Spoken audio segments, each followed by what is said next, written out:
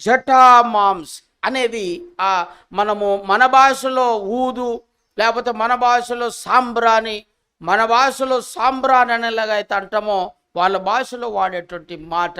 నీది ధూపం, నువ్వు వేస్తే నీ నోరు ఒక ధూపం, నీ చిగురులో ఒక పొగ, నీ చిగురులో ఒక మేఘం లాంటి దిట్టమైనటువంటి పొగ లాంటిది. నువ్వు నోరు తెరిస్తే ప్రార్థన, నువ్వు నోరు తెరిస్తేనే ప్రార్థన, నీ నోటి నిండా ప్రార్థన, నీ నోటి నిండా స్తోత్రం, నీ నోటి నిండా హల్లెలూయా, నీ నోరారా ప్రార్థన. నువ్వు ఎప్పుడు చేసినా ప్రార్థనే, నువ్వు ఎప్పుడు చూసినా ప్రార్థనే, నువ్వు పడుకున్నా ప్రార్థనే, నువ్వు నడిచినా ప్రార్థనే, నువ్వు కూర్చున్నా ప్రార్థనే. నీ చిగుర్లంతా కూడా ప్రార్థనతో నిండుంది, నీ నోరంతా ప్రార్థనతో నిండుంది. హల్లెలూయా. కొన్నిసార్లు మనం అంటాం, నోరు తెరిస్తే అబద్ధం రా నాయన. ఆ పిల్ల నోరు తెరిస్తే చాలు కంపు, నోరు తెరిస్తే షాడీలు, నోరు తెరిస్తే అబద్ధాలు, నోరు తెరిస్తే విమర్శ, నోరు తెరిస్తే తిట్టటం, నోరు తెరిస్తే బూతులు, నోరు తెరిస్తే వాదన, నోరు తెరిస్తే చాలు జగడాలు, నోరు తెరిస్తే చాలు. ఆ నోరు తెరిసారా మంచి మాటలు మనం అసలు వినలేనాం. కొంతమంది మాట్లాడుతుంటే మధురాతి మధురంగా ఉంటుంది.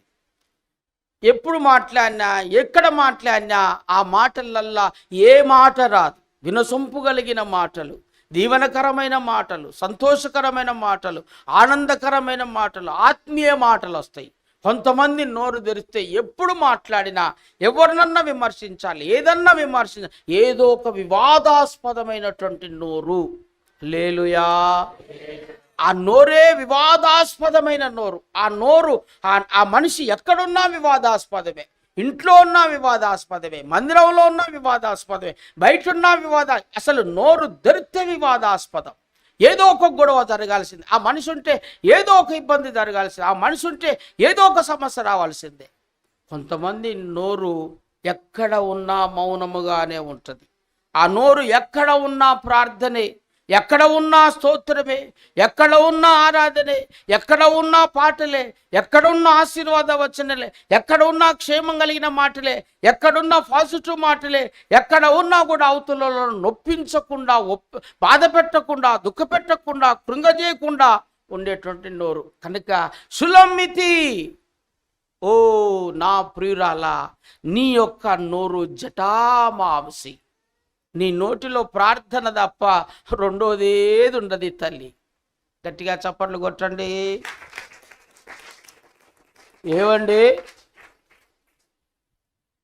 కాబట్టి ఇప్పుడు బైబిల్లో దేవుడు దావీదుకు పెట్టిన పేరేందంటే సుబుద్ధి కలిగిన వాడు.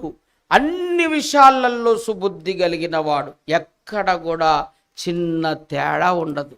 ఆమేన్. చెప్పండి అందరు గట్టిగా దేవునికి స్తోత్రం చెప్పండి. చాలామంది ఈరోజు పాడైపోతుంటారు, చెడిపోతుంటారు. వారిని పసిగట్టాలి. ఎవరు పాడైపోతున్నారు, ఏ విధంగా దారి తప్పిపోతున్నారు, దారి తప్పుతున్న లక్షణాలు ఏంటి, పడిపోతున్న లక్షణాలు ఏంటి, వెనుకకపోతున్న లక్షణాలు ఏంటి, ఏ లక్షణాల చేత వాళ్ళు వెనుకకపోతున్నారు, ఏ లక్షణాలు ఉన్నాయి, ఏం తేడాలు వస్తున్నాయి, ఏ మార్పులు వస్తున్నాయి, మాటలలో ఏ మార్పులు వస్తున్నాయి, ఎక్కడెక్కడ మార్పులు వస్తున్నాయి, పక్కాగా మనము కన్నీసి పెట్టాలి, బాగా గమనించాలి. హల్లెలూయా.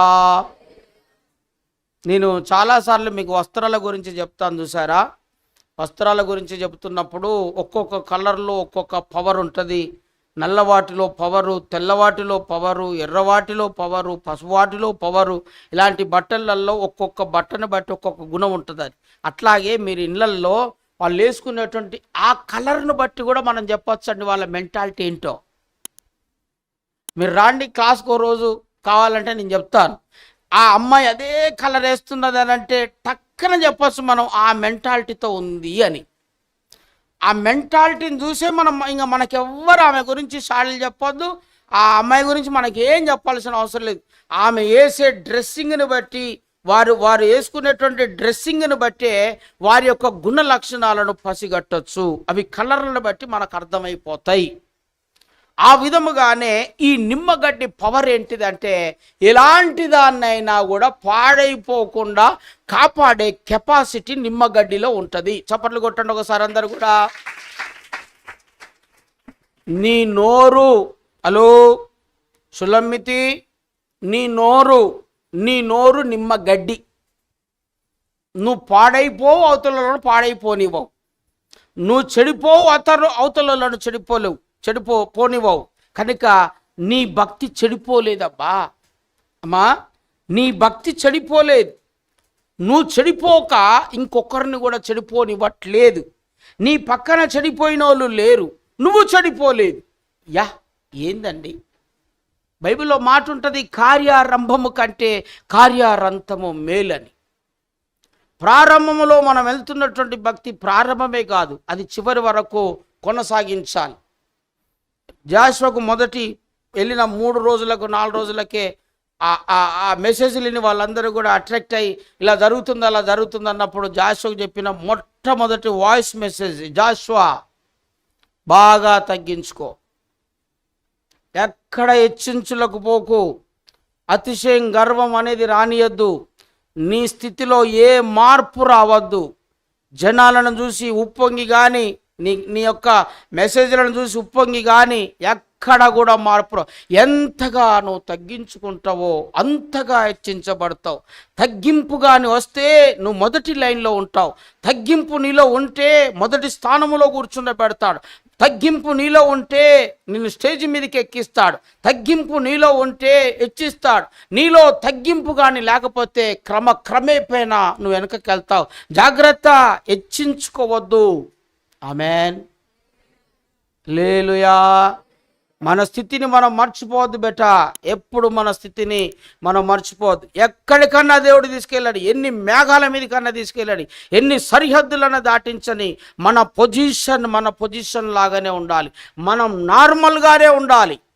మనలో మార్పు వచ్చిందా పతనం అవుతాం, మనలో మార్పు వచ్చిందా మనం జీరోకి వస్తాం. అది నిమ్మగడ్డి. గట్టిగా చప్పట్లు కొట్టండి ఒకసారి.